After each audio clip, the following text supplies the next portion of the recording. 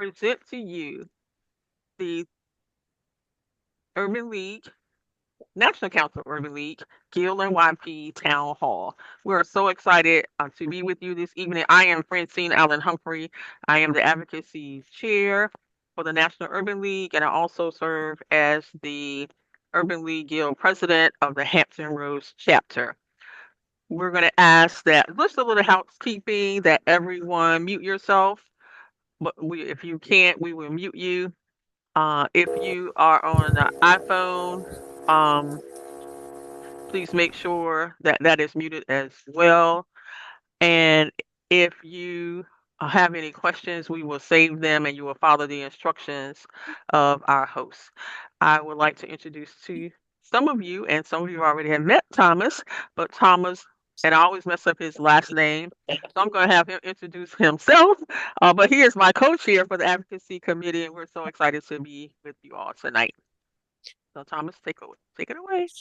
Good evening, everyone. As mentioned, my name is Thomas Varela, serve as the co-chair for the Advocacy Committee for the Guild by way of the Philadelphia region.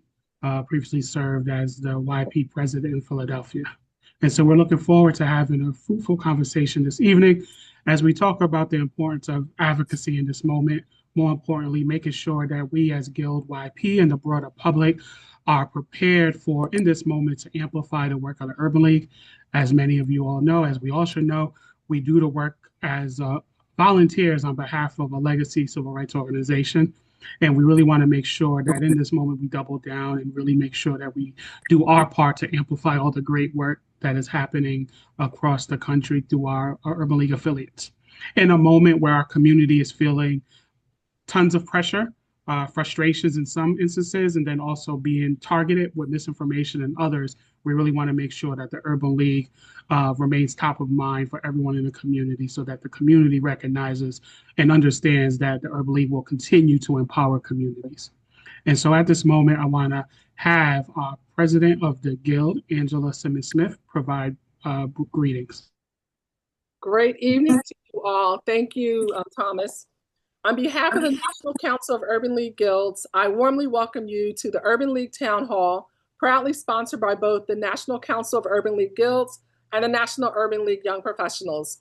These two remarkable organizations are volunteer auxiliaries of the National Urban League dedicated to carrying forward its legacy of service, empowerment, and justice. For more than 100 years, the National Urban League has been a trusted voice for civil rights, equity, and economic opportunity, and it remains committed today, just as it has always been, to shining a light on injustice and creating pathways to progress.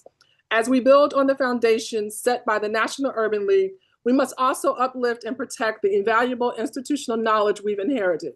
The National Urban League and its affiliates are not just organizations, they are living archives of wisdom, experience, and perseverance. This knowledge is not just a historical footnote, it is our blueprint. It is the foundation for innovation, strategy, and sustainable impact in our communities.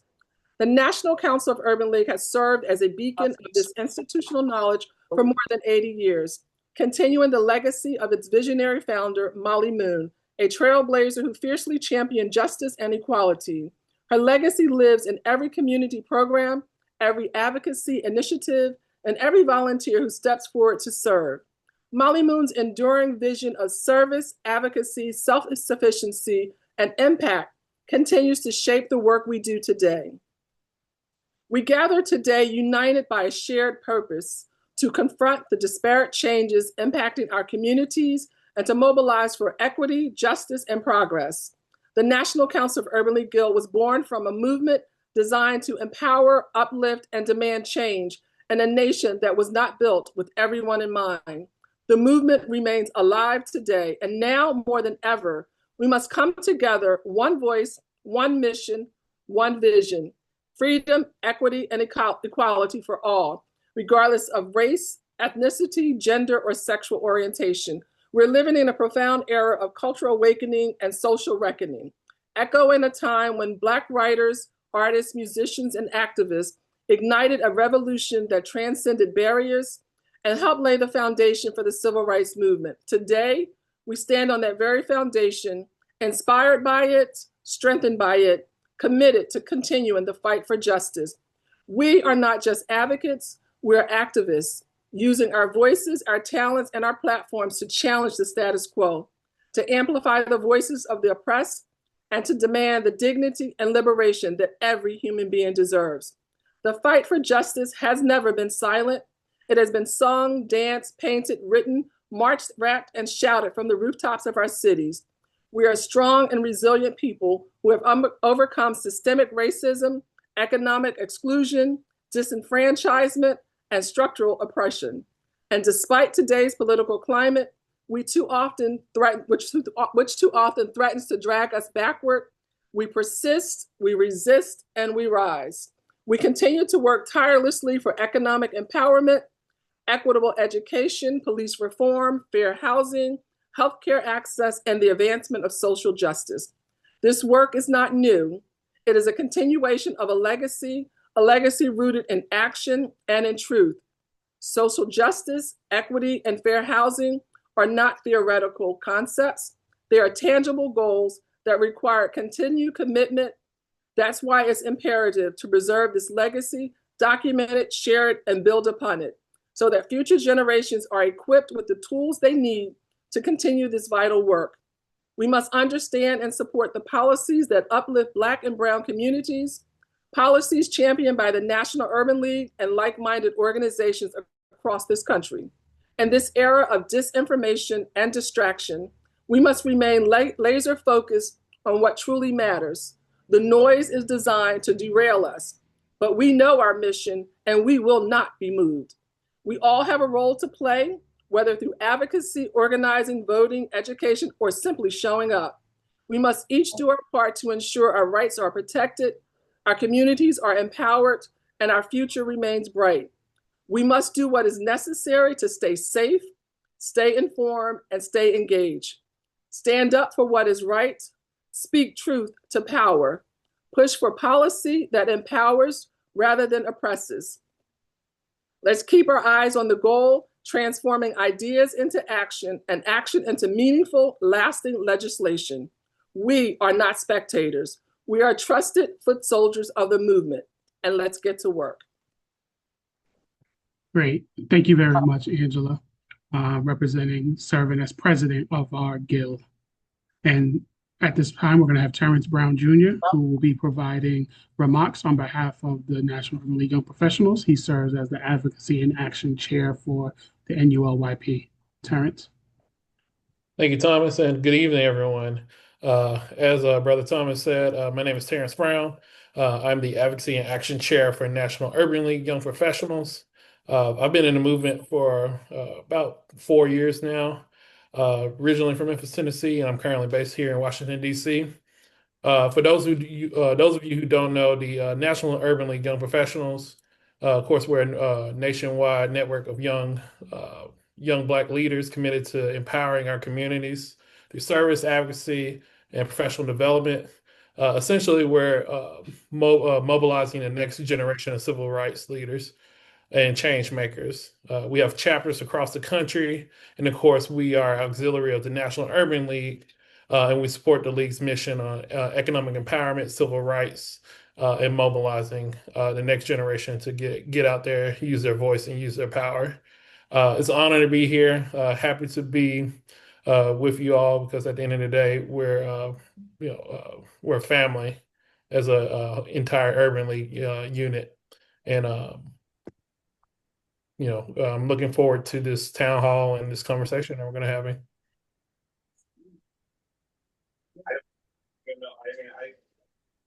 Great. Thank you very much, Terrence. Apologize, I have my little one, so you know how that goes when you have kids in between. So at this time, we want to bring our featured speaker to the screen. And once again, as a reminder for this evening, our goals, in some cases, we may be feeling that we're speaking to the choir in this moment. Obviously, for many of us that are Guild and YP members, we have been involved in this movement for several years. We understand the importance of the movement. And so in some cases, this may be a moment where we're talking to the choir a bit. But I think it's also incumbent upon us to better acclimate ourselves to the Urban League. Many times the work that's being done on national level. to ensure that knowing that we work at the behest of our, knowing that we work to the pleasure of the local affiliates, we also are ambassadors for our national affiliate. And as I mentioned in this election, we recognize that there's a moment for us to kind of double down and ensure that not only ourselves, but the broader public understands that the Urban League that has been around for 100 plus years remains one of the leading voice in empowering communities and advocating for African Americans around policies that are important to our community. And so this evening, we're excited to have Ray Shackelford join us for a timely conversation around some of the work that his office is leading at the Urban League. And so I'm going to quickly introduce him. Ray Shackelford is a native Houstonian passionate about problem solving to develop transformational solutions that ensure the community is better than he found it.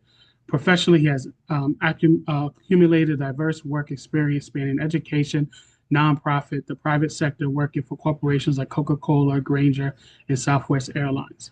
This helped to inform his journey as an entrepreneur, where he launched his own consulting firm, Ozark Street, in 2019.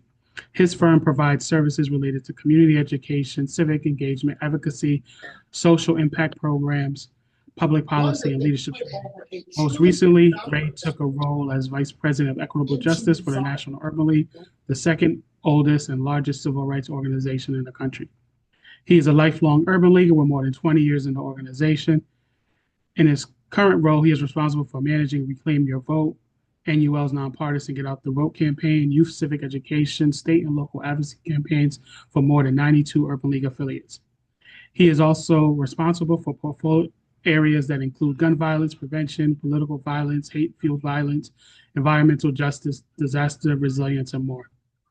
Ray's education consists of a Bachelor's of Art degree in Business Administration and Finance from Morehouse College, MBA from the University of Houston, and a Master of Policy Management from Georgetown University. He was nominated twice by Mayor Turner to serve on Houston's City Board. In 2016, he began serving on the Independent Police Oversight Board, reviewing use of force complaints, recommendations on training, officer discipline, and general order updates. In 2020, Ray was appointed to the Houston Housing Finance Corporation, working with colleagues to provide gap financing on affordable housing projects while ensuring they are profitable and good for the community. 2024, he was made a federal appointee for the inaugural HBCU MSI Advisory Committee for the Environmental Protecting Agency. Outside of his board service, Ray has worked to educate the community through various platforms, serving as a host on a podcast, radio, and TV. All of these efforts have been focused on teaching the public about civics and providing actionable steps to make a difference. Ray, thank you for joining us this evening. Thank you, Tomas. Good to be here. And I did want to take a moment to acknowledge Madam President, Angela. From everything I've been hearing and in my brief interactions with you, you've been doing a great job. And I definitely feel confident in saying that because you have my brother up here next to me. And I know his work and his track record. So I'm excited about the conversation tonight. Terrence, thank you for representing the YPs. Definitely want to send love to our other Madam President, Tyler Litt, the leader for the YP. I think it's a great time in the movement to be led by two amazing Black women. So I would definitely want to show love for that. Really quickly, I want to do an overview of our division. We're not going to spend a lot of time there because we definitely want to get into the conversation.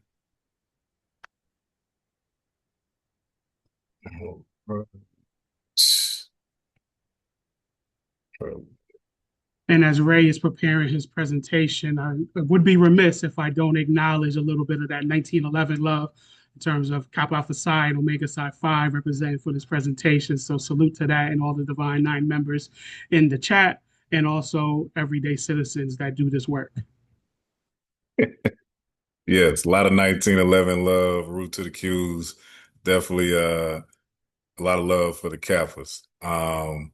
So the Equitable Justice Strategic Initiatives Division, we were founded in 2020. not long after the death, the murder of George Floyd by Officer Derek Chauvin. I think it's important to continue to call out exactly what took place. As we know, they are actively trying to erase history, and even recently looking at attempting to pardon Officer Chauvin. Thankfully, we have a number of very amazing attorney generals that serve across the country, including the one in Minnesota, Mr. Ellison, and he assured us that even if he were to be pardoned at the federal level, he still owes the state of Minnesota 22 years. And so we're thankful for he and others like Tish James here in New York. I've gotten a chance to see her. Amazing people, like I said, that are serving and continue to hold the line and protect our communities from a legal perspective. So when we think about EJSI being born out of the death of George Floyd, this was very much our response to supporting our affiliates more actively and more around the clock in terms of year round. And this includes legislation, advocacy, public policy, civic engagement, and everything under that umbrella. And the core thing is that this is our approach to bring America closer to not only equal justice under the law, for all, but also equitable opportunities in every arena. We work very collaboratively with our partners in the Washington Bureau. They handle everything at the federal level, and then we handle things when it comes to state and local. That's the easiest way to kind of delineate between our two teams. I just had a call with them yesterday about a number of different projects that we're working on. So when you look at our portfolio areas that we cover, as you can see, there's a lot here. Cannabis equity, this is one that a lot of people don't know. And I was explaining to Thomas the other day when we were speaking that, some of these things are internal as they're being, piloted, researched, et cetera. And so the general public may not be aware that we're working on all these things, but trust me, we are working on almost everything under the sun between our respective teams at the National Urban League and, of course, our local affiliates, because we have some amazing affiliates that are leading the work.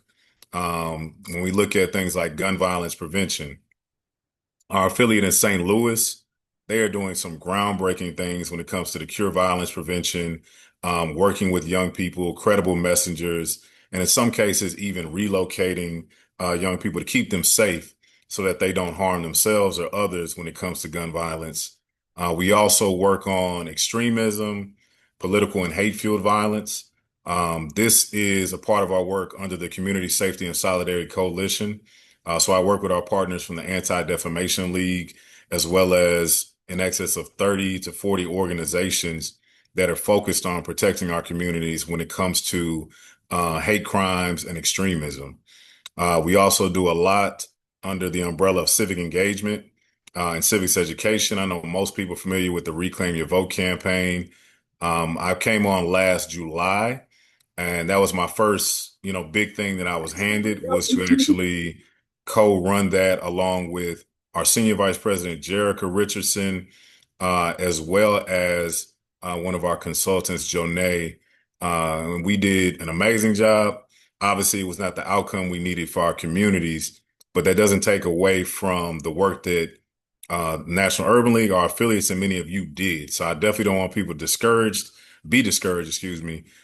because it definitely made an impact in some of the local elections that were on the ticket.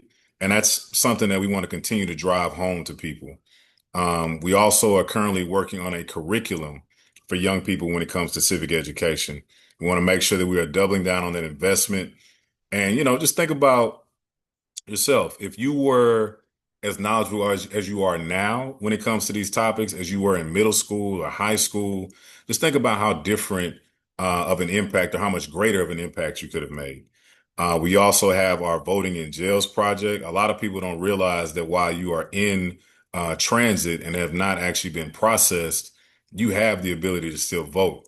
It's just a matter of do the local authorities know that you can? Do they actually feel motivated to do it? The processes, the funding that may be necessary, et cetera. And so that is something that we have recently launched. The urban expungement program, this is something that started out as a pilot or a project. It has now grown to where we're serving 6 affiliates in the state of Ohio. That is under the NFL, National Football League's grant. We're actually looking to expand into Jersey. We're also doing some other things concerning record relief, and I'll talk about that more here in a second. Climate change, disaster resilience, environmental justice. I think this is another area that a lot of people aren't aware that we're working on. The Census Black Roundtable. We have an event tomorrow. President Morial, as well as our counterparts from the National Coalition Black Civic Participation, because we co-lead this particular table. They will be joining us along with representation from the Congressional Black Caucus. So if you are available tomorrow, please join us for that. We have our Justice Now YouTube series, which covers a wide range of topics. We actually were in LA. Obviously, I know everybody's watching what's going on there. We want to continue to not only keep them lifted in prayer, but we are actively working with the affiliate, on the ground. Just keep an eye on things and how we can support working with the local elected officials, because this is not normal. So I don't want anyone to think what is happening is normal. And similar to much of our work, we have to continue to advocate for them because we never know what state they will try to take this type of efforts to next. But Justice Now is a YouTube series. Definitely please look that up. Look at the videos that have been covered in those different cities. There's topics that are covered that are very relevant to the things going on in the country. We definitely want your feedback on the series. If you like it, if you don't like it, why or why not. And then reparations. This is something we're also working on. So when we think about the strategic focus areas for 2025, there's 4 things that we've been tasked with to focus on by President Morial, along with all the other things that you just saw. We have the George Floyd report. Hopefully everyone has gotten a chance to look at that. If not, please do. And this is going to be a part of an ongoing monitoring initiative where we are looking at consent decrees that have already been established. They are trying to roll some of these back. And really quickly, this is essentially an agreement between the cities, the local law enforcement, and the federal government in terms of how they're going to improve patterns and practices when it comes to local law enforcement. We also have expungement, clean slate, advocacy, and reentry. This is a part of our effort to really help those individuals that have been impacted by the criminal justice system, especially when you think about returning citizens. Because when these individuals come out, they are not, in a lot of cases, giving any or very few resources, I should say. And so when it comes to housing, jobs, education, we are working to identify how can we better support them to provide an ecosystem of resources to get them back, not only just back up on their feet to where they are actually thriving. The expungement, we cover fines and fees for individuals. We have a clinic that will take place at conference in Cleveland at Community Day. That's Saturday, the 19th. And we also have some legal clinics that will be taking place in the fall in different cities. The Clean Slate Advocacy is a newer element of the work in partnership with the Clean Slate Initiative, where we are going around to different states to get legislation passed for automatic record clearance. So far this year, we've been involved in Maryland, Illinois, Massachusetts, and Texas. In Maryland, we were able to help support the Expungement Reform Act that was ultimately signed into law by Governor Wes Moore. We also are actively working in the state of Illinois. We participated in Advocacy Day back in April. So as soon as they call a special session, we will be back at work regarding that. I will actually be in Boston along with our senior vice president on this coming Tuesday for a criminal justice briefing to follow up on the hearing that just took place on Clean Slate, and then having meetings with legislators again next week. The Fall Civic Engagement Summit, this is focused on ages 18 to 40. And this is something I'm working with our YPs. And we have 3 tracks that this will be focused on. You have community organizing is the first track. You have those that are working on political campaigns or want to work on political campaigns and or running for office. And then the last track is for comms professionals or those who want to be professional, or influencers. Because as we've seen in the last election, it's not just traditional media that is moving the needle in these spaces. It is very much non-traditional media. So making sure that we are actively working with those individuals and training others up. And lastly is the Business Diversity Initiative, where we are working with major corporations right now in Los Angeles and Cleveland, again, to pilot this initiative and really making sure that we're investing in an ecosystem to support not only these diverse communities, but making sure they are growing, developing wealth, and have sustainability. So I definitely want to take time to quickly run through that. I know we're going to have a much more in-depth conversation. These are the members of the team. And one of the things I didn't mention that we do related to police accountability is rapid response. So that's the email right there. And essentially, anytime there's a situation where either someone has a violent encounter with an officer, even if it's fatal, if it rises to national attention, our team will work to put together a press release and how do we activate on the ground to support those local affiliates, as well as in some cases, we're monitoring things and flagging them for local affiliates if they don't see it. So I will stop talking so we can jump into more of a conversation. And of course, as people have questions, please drop those things in the chat. Definitely. Thank you very much for that comprehensive overview. I think one of the things that I know for myself, can be somewhat surprising is how comprehensive the Urban League has been around equitable justice. I know there's the perception many times when we think about Whitney M. Young and we think about the work historic of the Urban League has been centered around housing and job readiness and job placement, thinking about the economic angle around Black empowerment. So it's really refreshing to see some of the work that you all are doing around equitable justice, thinking about some of our justice involved communities and policing, oversight, things of that nature. So with that, could we dig a little bit deeper around the Clean Slate Initiative and some of the more specific work? I know that's a term that's starting to bubble up in terms of a topic that is emerging within the justice involved community. Could you help us kind of understand a little bit more about what does that mean? Sure. So clean slate is about automatic record clearance. And so what I mean when I say that is you have to make sure that the systems, one, are in place. And I'll give you the example of I'm sure most people are familiar with what's going on with the airports in Newark. And, you know, they've been talking about how they don't have the technology, they don't have the staff. And so a lot of our systems in various states and even at the federal level are very antiquated.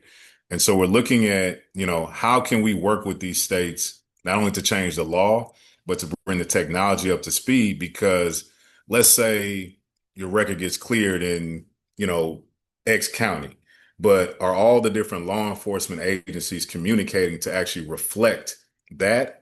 And if they're not, you know, if you go try to apply for a job, housing, and then that pops up, then that's going to hinder your ability to actually move forward and reintegrate into society.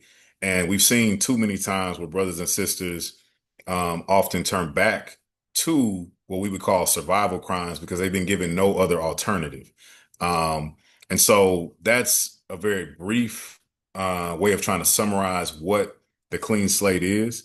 And I definitely would encourage people to look at our partners page, Clean Slate Initiative, to look at a more in-depth breakdown of it. But it's very critical when you're talking about getting people economic mobility. Like this is a workforce initiative. I think people need to understand when we're talking about having a solid workforce, even with the advent of AI, we have shortages in so many different areas when you're talking about trade specifically. And so when you think about like plumbing, carpentry, you know, the list goes on, electricians, et cetera, you know, how many of these brothers and sisters could actually get back to work and be helping us to fill some of these roles? But because of these limitations, you know, they paid their debt to society, they're unable to do so. And so in addition to paying those fines and fees from an expungement perspective and helping them meet the restitution, this just helps in terms of like I said, connecting the dots when it comes to making sure the entire state is aware of the status of this individual and they're not being held back as a result. Great, great. And I think that's important that you kind of highlight the fact that it's economic, right? I think sometimes we can put these issues in buckets and we don't always see the overlap in terms of, these policy issues. And I think that's critical because it's important to kind of recognize that as we talk about our advocacy, that we always lean holistically with how all of these things are intertwined, particularly when we think about our private sector community that can sometimes not necessarily make the connection between some of this criminal justice work and why it matters to our economy and why it's important for our economy to thrive for all communities. And so, with that, could you elaborate a little bit more? I know you guys are leading in very aggressively on criminal record expungement. Why are all of these things important in this moment in terms of clean slate, in terms of criminal record expungement? What are things that you're seeing that is really critical? Well, I think, outside of what we talked about initially when it comes to labor shortages, um, far too often we've seen where individuals, like I said, have paid their debt to society, and they're just put into this cycle of going back and in and out of these facilities. And it doesn't just stop with that individual, because I think a lot of times we focus on just that person, but that person has a family in a lot of cases. And so whether they've been taken away from their kids, from their wives, their larger family, their ability to actually sustain them. So it's not just this individual that is suffering, it's the entire family. And in some cases, when you think about multiple people, it's impacting an entire community. The other thing is you have to think about how much is linked to the criminal justice system. One example going back to the census, just continue to plug the Census Black Roundtable tomorrow, is they are counted where they're being incarcerated. And this is an issue because when you think about the census, what does it do? It pays for infrastructure, hospitals, roads, schools. But if they're counting the person where they're being incarcerated versus where they're going back home, then that community is already operating in a deficit. And whose communities are those? Those are typically Black and brown communities, because we already know we are arrested, convicted, and incarcerated at higher rates than our counterparts. And so this is all very much connected. Again, when you think about people getting a fair shot, but also wealth building. You can't build wealth if you can't find a job, if you can't work, if you can't, upskill. And so this is very much a part of that economic engine, and making sure that we are doing our part to help those individuals who are looked at as less than human. I don't want to miss that as well, because you have to remember the humanity that exists here. We were written into the Constitution as three-fifths of a person. And with the criminal justice system, they have attempted to continue that, to look at us at less than human. And so that's all a part of it. Yeah, that census part is really important. I think I want to remind everyone in terms of the numbers related to the census. For every one person that completes, well, let's take a step back. Each one of us, we represent $20,000 in terms of services and resources based off census completion. And so when we don't complete the census, we are forfeiting $20,000. And once again, that's not a check in our mailbox, but it's a hospital built, it's a rec center that's built.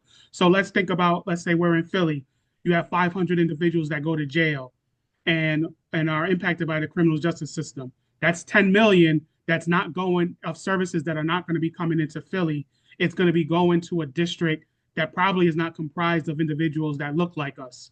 And thus, that community is receiving dollars on the heads of people that are being impacted by criminal justice. And that money could be back to help build a new school system, a new hospital, a new rec center, and some other services. And so we always got to keep that in mind when we think about these issues. I know we want to sometimes lean on a moral argument, but sometimes we got to lean on dollars, and we got to talk about the green as it relates to its impact, because sometimes emphasizing the green helps individuals recognize the importance of these issues. And I think, as we know, as a nonpartisan organization, we sometimes got to have these conversations on both sides of the aisle. And in some cases, the only color that matters for some of these communities is green. It's not red or blue. And so I think that's why it's really important that we think about the dollars as it relates to these issues, because we want to emphasize yes, we understand the humanity of these individuals, but we also got to think about how do we write the system as it relates to the dollars that are being extracted from our urban core and being inserted in other communities, not even talking about some of the jobs. And I can go down a rabbit hole, so I don't want to do Yeah, that. I was about to say, I wanted to follow up on that really quickly because you made me remember. I previously worked on some legislation around parole in the state of New York. And I want people to look this up. Like, you would be surprised how much money is being spent to keep people locked up, and how much money our states would save and could allocate to other things that we actually need.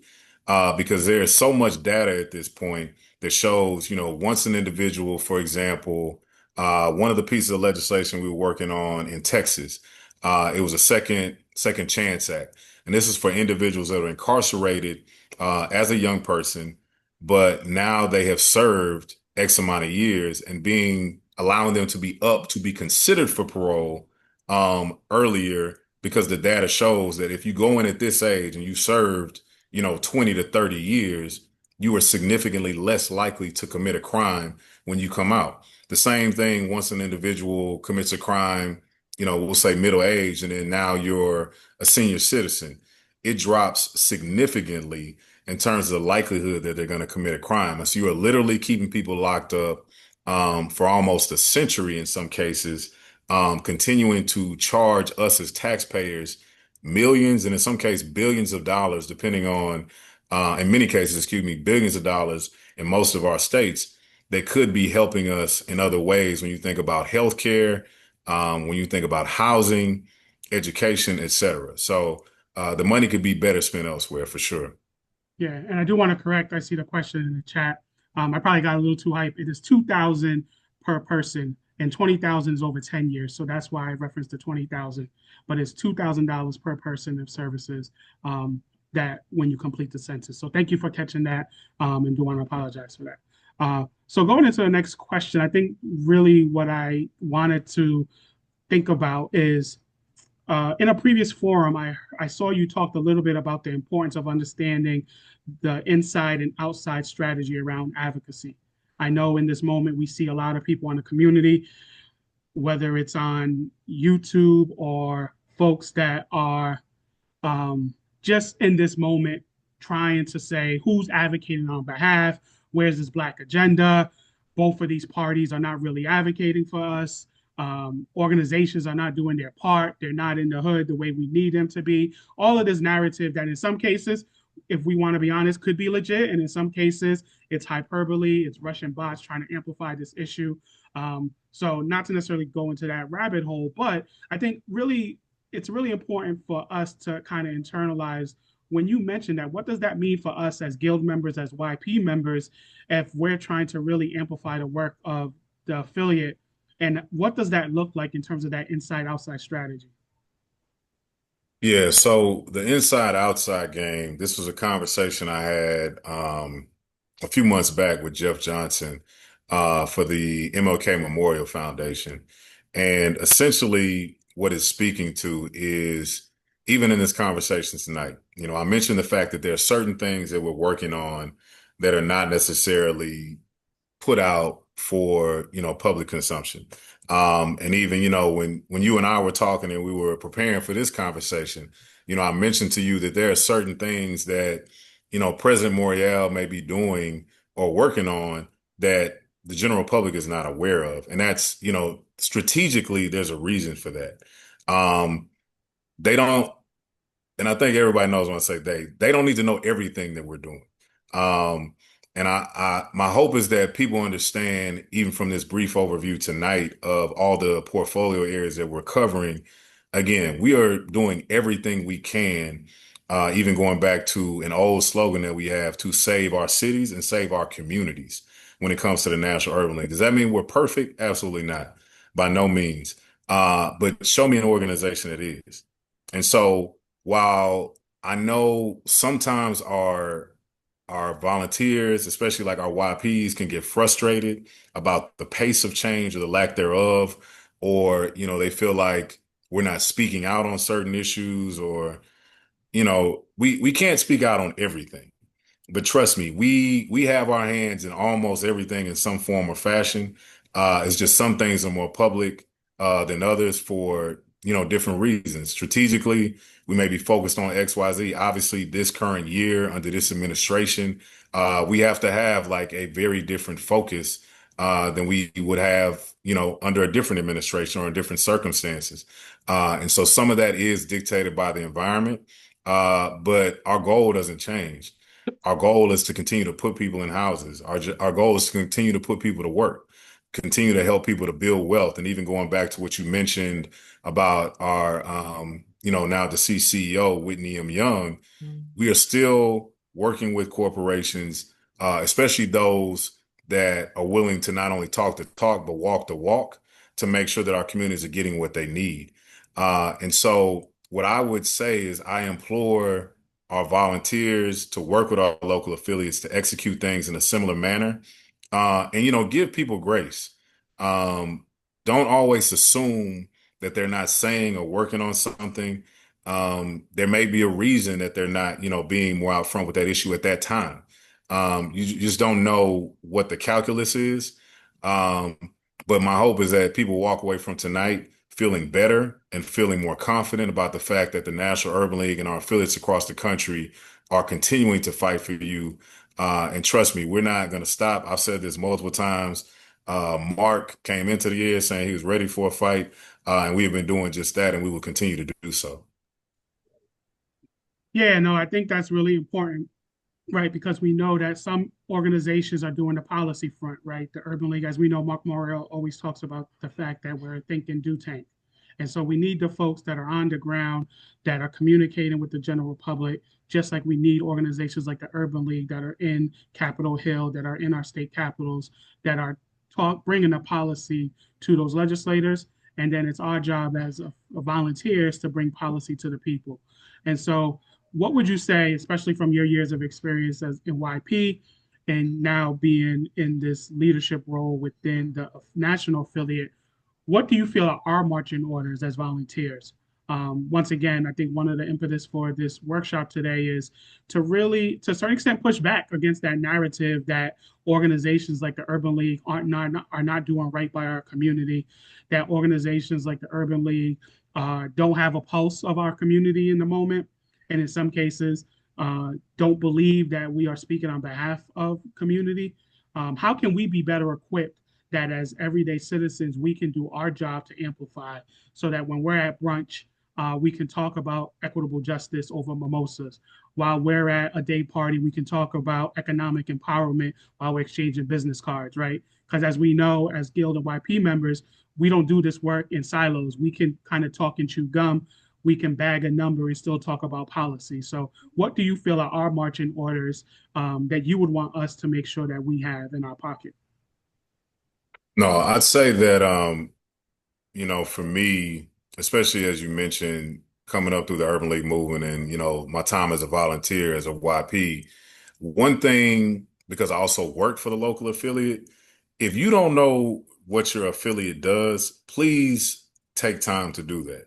And I don't mean just reading everything on the website. You should start there, look at all of their content, make sure you read up on all their programs.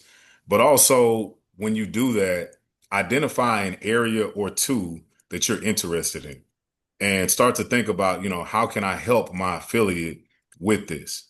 Reach out to them, let them know that you are trying to be helpful. Come with ideas, come with solutions. Don't just, point out problems or issues. Yes, there may be things that they need to improve on, they need to correct, adjust, flag that for them as well. But it'll definitely be better received if you're coming with solutions. I think we can all agree to that. And so when you think about, for example, it could be something as simple. In some cases, it's just helping to promote the programs that they're doing. Some of our affiliates don't have the largest staff, and so they depend more heavily on their volunteer base. And so if you know your affiliate is operating very leanly, then think about how can I help promote this first time home buyers class, or how can I help promote this entrepreneurship class? If you work at a news station, do you know one of the people at your station that's actually approving the things that are going on air? Introduce them to your affiliate. Who's in your network? If you know people that meet the criteria for their expungement program, a lot of people get embarrassed about their circumstances, but you could, help change their life, but you can also help the Urban League because they need to identify people to serve for these various programs. And so I think, again, starting with learning your affiliate, identify 1 or 2 areas of interest. I'm going to assume everyone on the call tonight is a financial member of their guild or YP. If not, and you have the ability to do so, please make sure that you are being financial in that way. And even beyond that, think about, are there ways that you can donate and give? Everybody's in different situations. For myself, I launched my consulting business was at 2019, in large part because of my local affiliate. So once I got to a point where I could actually like sponsor a table, that's what I did. And so if you're in that position, definitely continue to give to your urban leagues, continue to earmark, funds for different programs. And maybe it's not a table. Maybe, it's a youth program and you pay for a backpack full of supplies. There's a lot of small things you could do. There's also large things. So let's get to like public policy, for example, advocacy. Most of our affiliates do not have a team that is solely dedicated to that. It's usually maybe like one person. And it's very difficult to track all those different things that are happening, especially in the current environment. And so if you have that type of that knowledge and understanding, and you see a bill or something that may be concerning related to housing or education that could impact the community, flag that for them. Take the time to pull out the highlights. What are the important things? Like, what is the bill?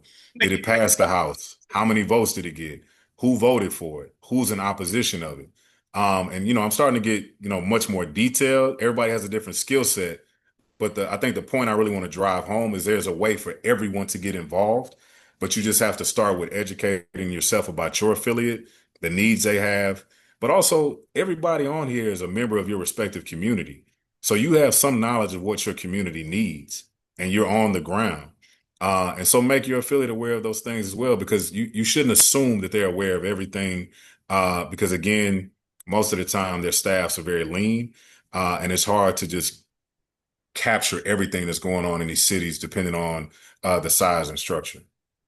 Yeah, and as we prepare to bring Terrence and Angela back to the screen, I did want to emphasize 2 points. One, that point regarding advocacy on behalf of your affiliate is very key.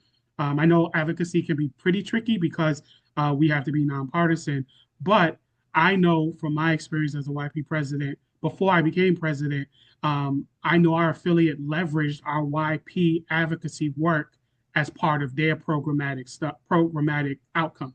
And I know that gave me tremendous cachet with our new CEO at that time, because she was pretty impressed with the fact that all of the advocacy work that they reported came from YP. And so for YP or Guild, your ability to do advocacy, nonpartisan advocacy, It was nice. can be very helpful for an affiliate that may not have that resources.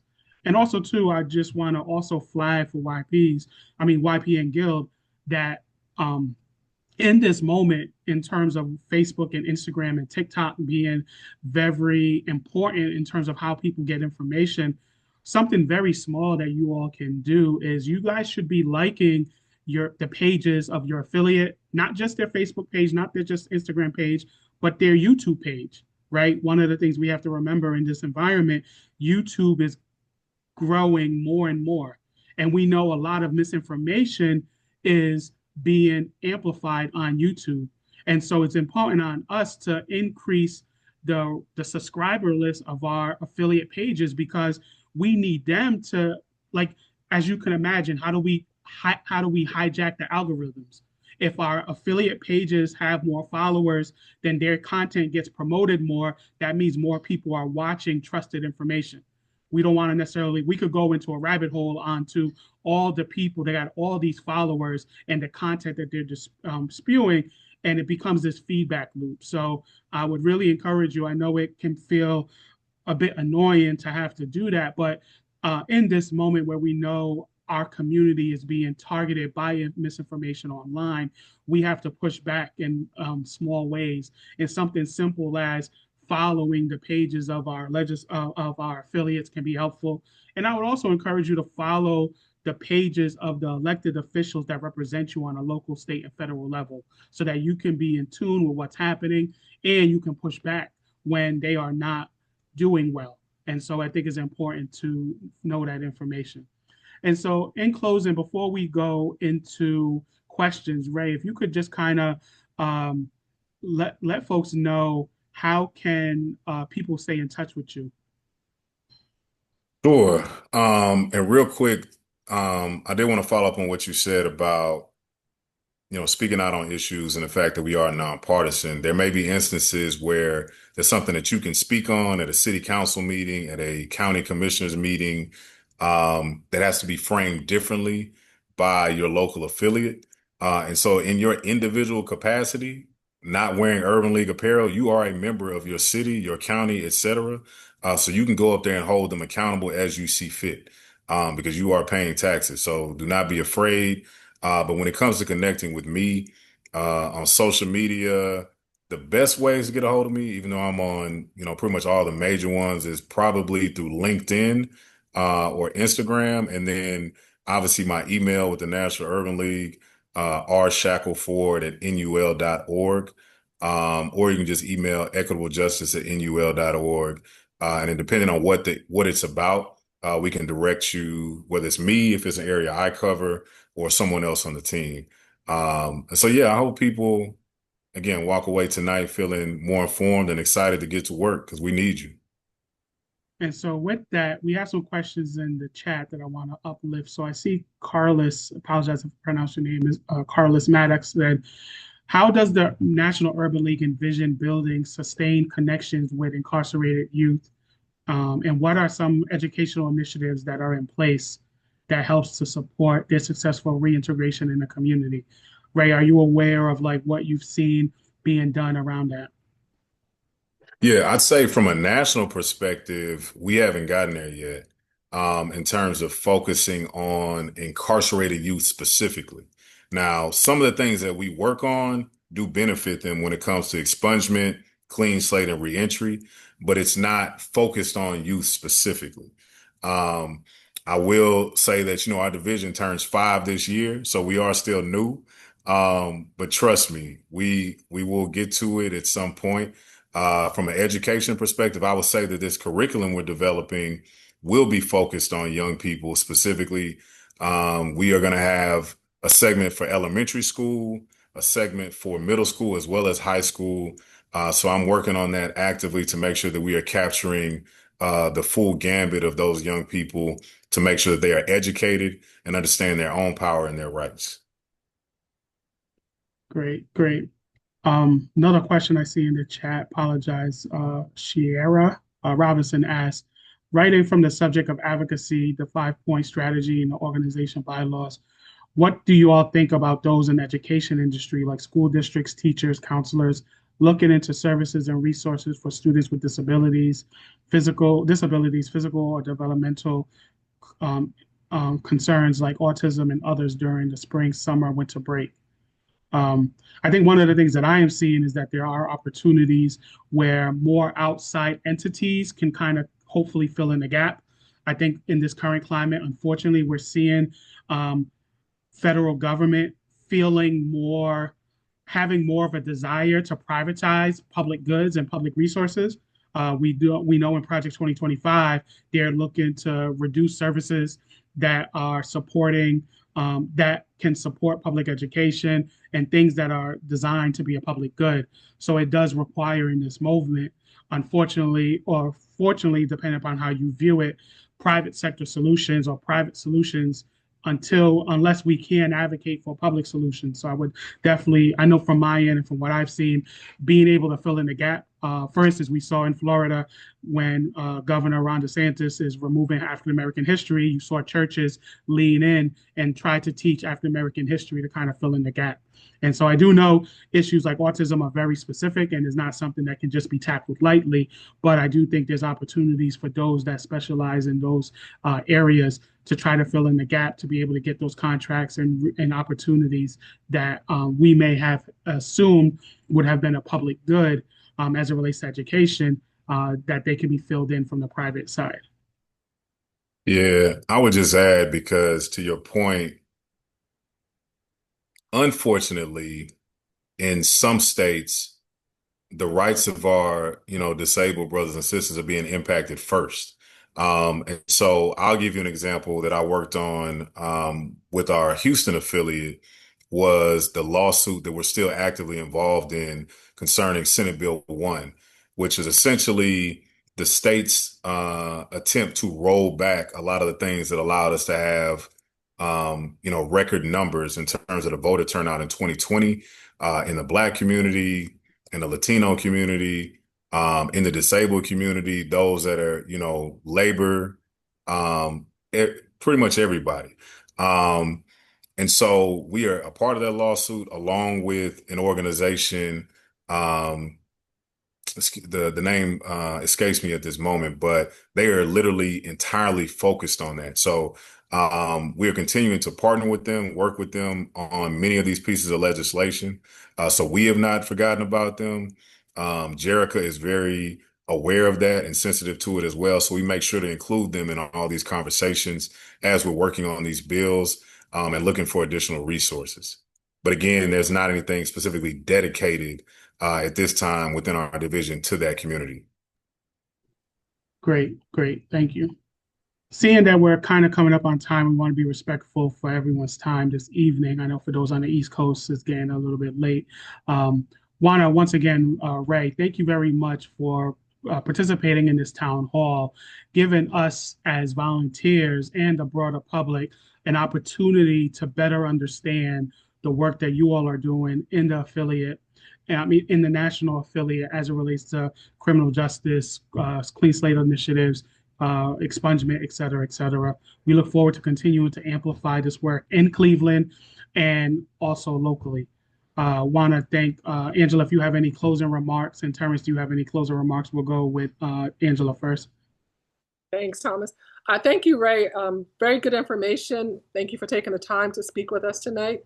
And I appreciate everyone that's been on the call. Hopefully you found some useful information that you can take forward and get further involved with the movement. And thank you, Thomas and Terrence and Francine. And have a good evening, everyone. Terrence. Thank you, Thomas. Again, just to reiterate what President Smith said, this was an incredible conversation. Only thing I have to say is the movement starts with each one of us. A lot of times I always say that we tend to preach to the choir, but there's nothing wrong with that, because, all of us can become choir directors in our own right.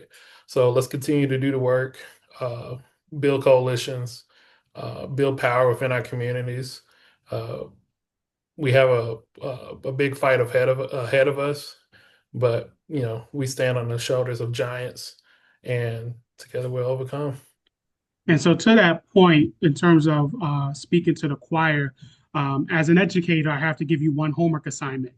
And so that homework assignment is, once you receive this recording, which you will receive, you will actually receive a tailored message that we were asking for you to copy and paste with the clip and post it on your Facebook, your Instagram, et cetera, so that once again, we can hijack the algorithms and make sure that this content in future town halls are amplified. Because as it was just stated, we know amongst us, we know this work inside and out, but we know in this moment, we can't allow others that are using our community's frustration with lack of government progress to move us out of position.